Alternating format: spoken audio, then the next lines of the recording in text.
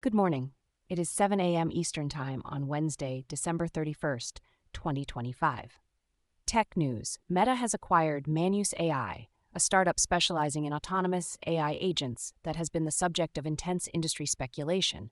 The deal, confirmed late yesterday, signals Meta's strategic push to integrate more sophisticated AI capabilities directly into its family of apps, including WhatsApp, Instagram, and Facebook.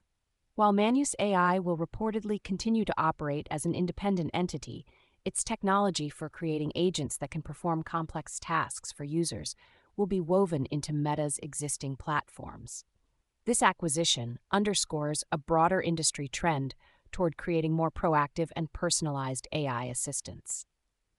In related developments, a new report from Dealroom highlights the growing strength of the European technology sector. The report indicates that 76 deep tech and life sciences university spinouts across Europe achieved either a $1 billion valuation or $100 million in revenue during 2025, signaling a maturing innovation ecosystem. Looking ahead to 2026, venture capitalists predict that enterprise spending on artificial intelligence will continue to increase, but with a significant shift. After several years of broad experimentation, companies are expected to consolidate their investments, focusing on a smaller number of proven AI vendors rather than a wide array of startups. Business news: as the final trading day of 2025 begins, Wall Street is set to conclude a volatile year. U.S. stock futures are slightly down this morning, with the Dow, S&P 500, and Nasdaq all pointing to a muted open.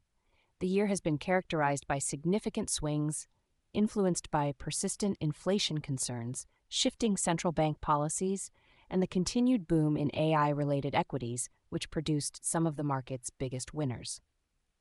In the commodities market, copper is on track for its most substantial annual gain since 2009.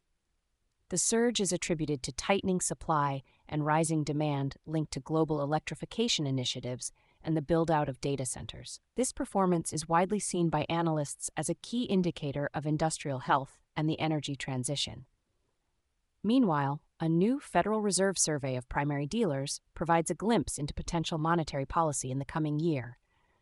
The survey projects that the central bank could purchase approximately $220 billion in Treasury bills over the next 12 months as it continues to manage market liquidity and its balance sheet. World news: on the global stage, Israel announced yesterday that it will prohibit 37 international aid organizations from operating in Gaza, a move that has drawn sharp criticism from several Western nations. Foreign ministers from 10 countries, including the United Kingdom, issued a joint statement calling the new rules overly restrictive and unacceptable, warning of severe humanitarian consequences. In West Africa, the governments of Mali and Burkina Faso have imposed a travel ban on all United States citizens. The move is a direct reciprocal action after the U.S. announced full entry restrictions on their citizens last week, signaling a significant escalation of diplomatic tensions between the Sahel nations and Washington. In Europe, Eurostar rail services have returned to their normal schedule this morning following major disruptions in the Channel Tunnel that affected tens of thousands of travelers over the holiday period. The company is still advising passengers to verify their travel plans, as minor residual delays are possible.